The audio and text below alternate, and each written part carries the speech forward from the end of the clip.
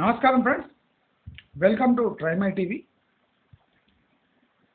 ఈరోజు రానే వస్తుంది అని చాలామంది అనుకున్నారు. అదేమంటే కర్ణాటకలో ఒక కొత్త ప్రాబ్లం ఊడిపడ్డది.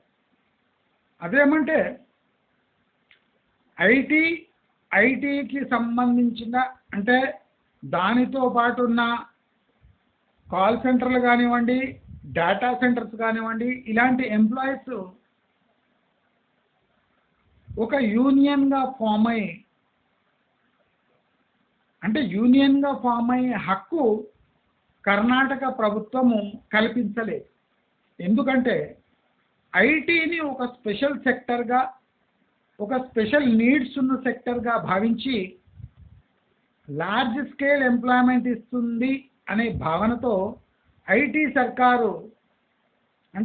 కర్ణాటక సర్కారు ఐటీ ఇండస్ట్రీస్కి ఒక స్పెషల్ స్టేటస్ ఇచ్చింది. ఆ స్పెషల్ స్టేటస్ వల్ల ఎంప్లాయీస్ ఒక యూనియన్గా ఫామ్ అయ్యి, ఎందుకంటే ఐటీలో ఆర్డర్స్ అంటే సమయానుకూలంగా సమయబద్ధంగా ఆ ఆర్డర్స్ ఎగ్జిక్యూట్ చేస్తే కానీ వాళ్ళకి డబ్బులు రావు.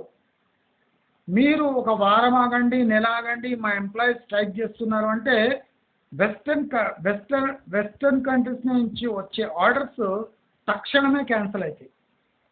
ఇప్పుడు మనకు ఆర్డర్స్ వస్తున్నాయి, సాఫ్ట్వేర్ ఎందుకు వస్తున్నాయంటే మనం ఎట్టి పరిస్థితిలో ఆ డెడ్ లైన్స్ మీట్ అయ్యి ఏ ప్రాబ్లం లేకుండా వాళ్ళకు డెలివరీ చేస్తున్నాం కనుక మనకు ఆర్డర్స్ వస్తున్నాయి. మనము తికమక పెట్టామంటే మనకు వచ్చిన ఆర్డర్స్ కూడా రిటర్న్ అయిపోతాయి. అందుకోసమే ఇది గమనించి కర్ణాటక గవర్నమెంట్ కొన్ని 15-20 ఏళ్ళుగా ఈ యూనియన్స్ని ఈ ఐటీ ఇండస్ట్రీ నుంచి దూరంగా పెట్టింది. దానివల్ల ఐటీ ఇండస్ట్రీ బలపడి ఇప్పుడు బెంగళూరు దేశంలోనే ఐటీ దిగ్గజాలకు ఒక కేర్ ఆఫ్ అడ్రస్గా మారింది. కానీ ఇప్పుడు కుదేలవుతున్న ఐటీ సెక్టర్, తగ్గిపోతున్న employment, exploitation of the labour force అంటే తక్కువ జీతం ఇచ్చి ఎక్కువ పని చేయించుకోవటం, కాల్ సెంటర్లో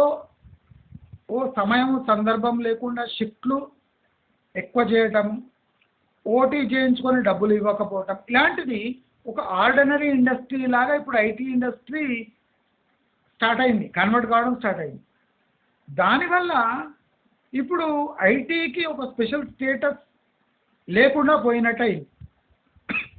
అంటే ఐటీ ఇండస్ట్రీస్ కూడా ఇతర ఇండస్ట్రీస్ లాగా బిహేవ్ చేయడం వల్ల ఇప్పుడు అక్కడ పనిచేస్తున్న ఐటీకి అనుబంధమైన ఇండస్ట్రీస్ కూడా ఇప్పుడు ఒక లేబర్ యూనియన్ లేదా ఎంప్లాయీస్ యూనియన్ ఫామ్ చేసి ఐటీ ఎంప్లాయీస్ని ప్రొటెక్ట్ చేయాలి అని కర్ణాటక గవర్నమెంట్ని విజ్ఞప్తి చేసుకుంటున్నాయి.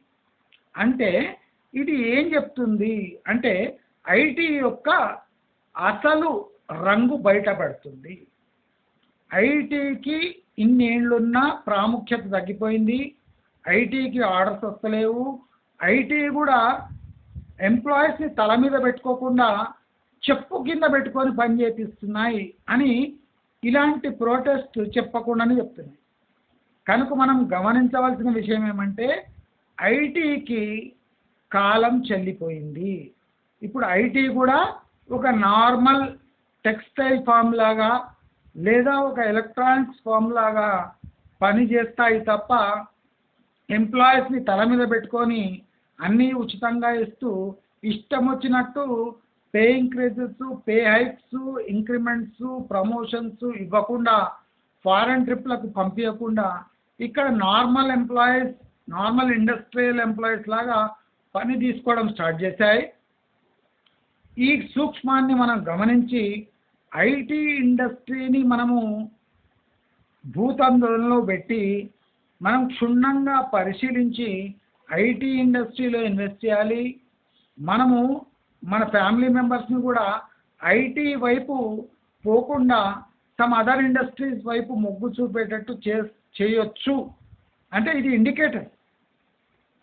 దయచేసి ఈ సూక్ష్మాన్ని అందరూ గమనించాలి.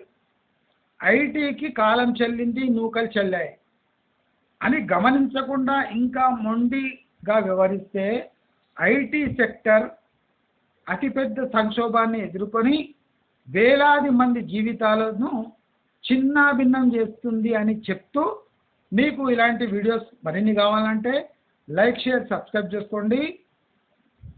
ప్రైమ్ ఐ టీవీ రాబోయే రోజుల్లో అద్భుతమైన వీడియోస్ లోడ్ చేయబోతుంది. అందరూ చూస్తారని ఆశిస్తూ నమస్కారం.